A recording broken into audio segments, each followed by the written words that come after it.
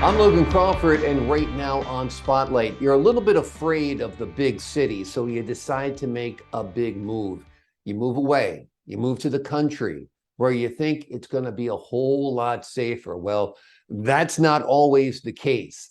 And that's the theme of a book. It is called Dead Man Chronicle. It is written by Marco Navarro, and we'd like to thank him and the team at Sweet Spire Literature Management for helping put Marco in the spotlight today. Marco, thank you so much for joining me here today. Thank you, Logan. How are you? I'm doing great. Thanks so much, my friend. Love your book. It makes you want to find out what happens next. It's a real page turner. For the folks at home, tell them a little bit of what it's about. Okay. Primarily it's supernatural horror fantasy. Mhm. It's revolving around a main character named Aaron Weller. Um, it's not really too complicated of a story. Essentially, he ends up meeting a couple of new friends that have certain qualities, and so they explain to him that now he's part of sort of it was like a bigger plan that is being conducted by the antagonist of the book. So in the beginning, he doesn't have any idea of what's going on around him, Mhm. and it's until he's introduced to these two characters that explain to him um, there's a lot of bad stuff going on, and essentially they need his help because he has suffered sort of a special trauma, and that's going to help them be able to essentially track down the antagonist and be able to clean up essentially what's going on. Gotcha, gotcha. Now, Aaron is a police officer in New York City who takes a job as a sergeant in Michigan, I believe. He is ex Civil War soldier, Right. and he wanted to. His wife inherited a house in Michigan, and that's why they go over there. Um, so Gotcha. that's at least that's how it is in the second version that I have. I gotcha, gotcha. I see. Tell me when you write and how you started writing. I started actually working on this in high school. I was Hmm. about 19, and I've always been fascinated by creativity. So I started out with music, and then I started getting into film, and then because that's what I want to do essentially is I want to get into filmmaking, and a lot of it involves writing. So I took this as a medium to sort of get attention to the potential that I have as a creator, Mhm. and to also be able to share the ideas that I have. That's what I want to do is just share this stuff with people. Absolutely. I can see this being turned into a phenomenal screenplay. Have you thought about making it into a movie and working on a screenplay at all? Yeah, absolutely. That's what I really want to do. That's what I want to do is sort of get attention to it and have people see that there's a possibility for really good stories still, you know. Absolutely. I could see it as a movie. I could see it as a series. Aaron Weller is really a compelling character. Who do you think you would cast as Aaron? I think Aaron's not too complicated of a character. He's Mhm. mostly based around the typical uh protagonist of like action movies and westerns. Um, so I mean, almost anybody could do it, really. Hmm. Yeah, Yeah, I could yeah, see like maybe like a Chris Pine type playing the role. yeah. I could see that. Yeah, That'd be really absolutely. cool. Yep. Yeah. So you've worked on this since high school. You've come up with many drafts. And this latest draft takes place during the Civil War era, correct? Yeah, post Yeah. Civil War. Why did Uh-huh. you choose to set it there? Um, I think it's because I don't consider myself too experienced of a writer, Mhm. and due to the simplicity of how things happened in those times, I didn't have to worry too much about details, and Hmm. it was a lot more simpler for me to integrate into the story, and it helped not. How can I say it? It was a lot easier for me to build a world with these Right. with using that sort of timeline. It's kind of a simple time, so you kind of build a simple world there, right? Yeah, that's what it Yeah. is. As opposed to today, where everybody would be doing everything on their phones and Googling it. It's sometimes more visual to set something in a different era, I think. Yeah, it sort of gives you a little bit of education as to how things happened back in the day. And Absolutely. if You did a little research around about that era when you were writing? yeah, absolutely. Yeah, I did. Sounds Because I good. needed to make it feel like you were in that time, you know, for Absolutely. the immersion Absolutely. of it. Now, tell me a little bit about your other work. Have you written anything else? Are you working on anything else? Right now, I'm just starting the sequel for this one. Um, but I do have um, another project that I sort of consider it my masterpiece because it's a really big universe Mm. and it's based around sci-fi, science fiction. Right. That one's a little bit I consider to be a bit more prestigious and Hmm. way more immersive because there's just so much and it's taken me a long time to just even start, but I think for right now I do have something going for it, and I've actually started to work on that, and I'm pretty close. I'm pretty close to Sounds finishing. great. Tell me a little bit about your writing process. Do you like to write first thing in the morning, in the evening? Tell me a little bit about how that works. Um, well, I don't really have like a specific time set up to when I write. Essentially, it comes down to something that will inspire me, or if I watch a film or something and I think, oh, that looks cool, or that specific situation sounds interesting. Essentially, it just comes to down to like what I come up with on the moment, in the moment, and then I'll just sit down and then take it from there. That's S- essentially how it is. Sounds good. Let's talk a little bit about your influences. Is there a movie or a TV show or a series that you particularly like that kind of inspired you to write this, or perhaps another book, or what actually was your inspiration?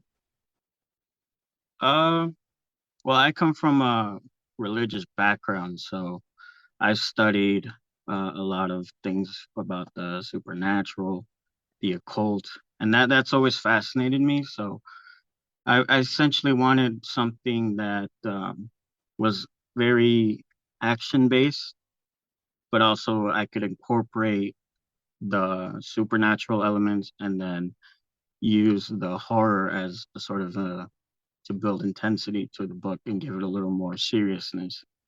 Absolutely. Well, you accomplished that. It is a very intense book. And those aspects you talk about, the occult, the supernatural, they kind of give you a chill because people don't know if they're real or not. They kind of feel like a kid again telling ghost stories that this could be real. There's phenomenon we don't understand. Right. Yeah. And I think that's sort of something that interested me a lot was the mystery of it. You know, nobody knows too much about it. Nobody knows whether or not it's real, but it is fascinating to learn about. It really is. Absolutely. Now you're living in Minnesota. Have you been born and raised there? Tell me a little bit about your background. I'm actually from Mexico. Mhm. That's where I was born. But I came here at a very early age, so most of my life has been spent here in Minnesota. Yeah. And so when you wrote about, a man leaving the city looking for a little peace in the country, and you live in the country. So do you think the country kind of set your mind dreaming about these kind of things a little bit more? Yeah, down here it's kind of a mix of both. Hmm. Um, Especially with the way everything is modern now. Like Right. everybody has a cell phone and you can get information on a lot of stuff, but there like me personally, I do know a lot of people that love the country. Me personally, I'm not a huge country boy. I wouldn't say that, Right. but Out here it is really nice, and it's easy. Like there's a lot of places you can just go and hang out and just be in nature, and it's pretty cool here. It's Yeah, really nice. I actually spent some time in the North Woods of Minnesota over the summer, up along Route 2, which is one of the most scenic highways in the US. It's beautiful. Have you been up there? No, I have not. Yeah, you got to venture up north a little, right by the Canadian border. It's kind of a spectacular place. What kind of work do you do now as you wait for your break to come, basically, right? Right. Right now, I am what they call a human service technician. Hmm. So I work for a company that helps people that have sort of disabilities or certain conditions. Essentially, I just make sure they get certain tasks done, take care of certain needs. It's not too difficult of a job. It's really nice. It's Right. really, Well, you're helping people. That's always rewarding as well, right? yeah, absolutely. It really is. You get to see a lot of change and you get to know how you are with certain people, and it sort of gives you an awareness as to how to approach certain situations and to be sensitive about people's needs. Absolutely. Absolutely. How far are you into writing the sequel to Dead Man Chronicle? Uh, I would say I'm pretty close. I Hmm. have what I like to do is I like to take my time building up the story first. So I'll do my plot summary, set up the beginning, and then the end, and then the work on the everything in between. So I have that finished now, and I have a couple of drafts, and all I really need to do is just go in, make sure everything's fine. But yeah, I'm Do you pretty have close. somebody who reads your stuff? Like, does your mom or dad or brother or sister or girlfriend or whatever read what you write to give you a little feedback as you go along? Yeah, I'll show it to my friends. I'll show my sisters, my mom and dad. I'll definitely show them. I have a good friend, John, who he's a really good friend of mine, and he sort of likes to get into this stuff with me, and we like Mhm. to talk about all this, and we share creative ideas, and yeah, that helps a lot. It really A, does. a true test of a friend is whether or not they'll read your drafts because you really need the input. The work's not ready yet, and it's great to get that feedback, right?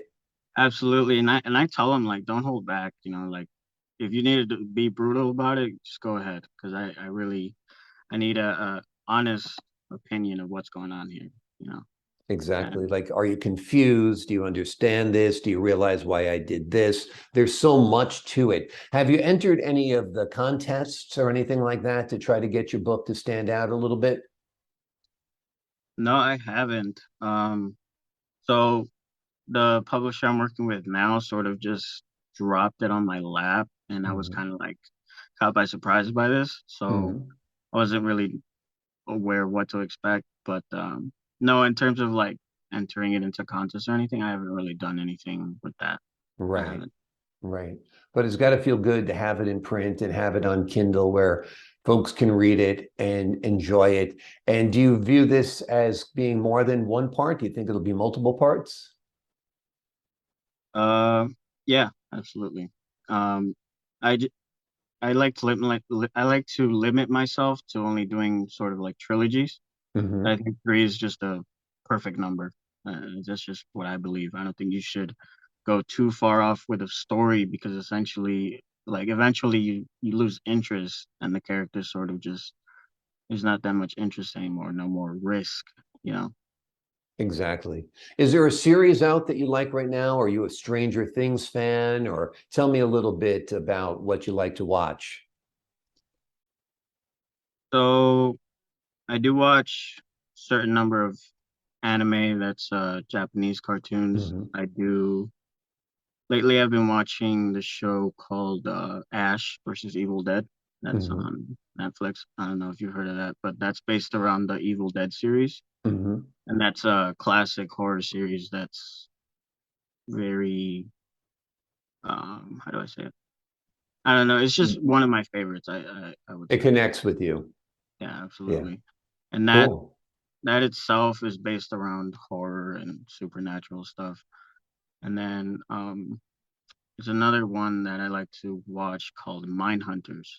Mm, That's about the new FBI program that they started to identify and be able to help serial killers. And absolutely. I actually worked on Mindhunter with the director and the cast. It's quite a production, working with the crew of Mindhunter. It was a lot of fun, actually. I worked with the director for about 5 days. It was about the Atlanta serial killings, and I played the news anchorman on that. So you got to watch out for me if you watch that series again, okay? yeah, I certainly will. Yeah. It was fun. It was a lesson in filmmaking. The director is so encyclopedic in his knowledge of filmmaking that he knew every light, he knew every lens. He's just an amazing man. Yeah.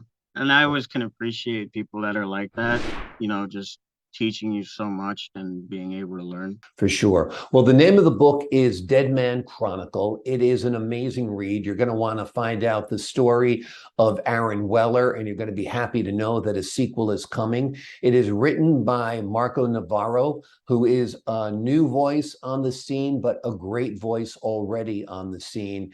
And we thank him for joining us here today on Spotlight. Marco, thank you so much for being our guest today. Awesome. Thank you, Logan. It was a real pleasure. My pleasure. And to the folks at home, I'm Logan Crawford, thanking you for your time this time. Until next time on Spotlight.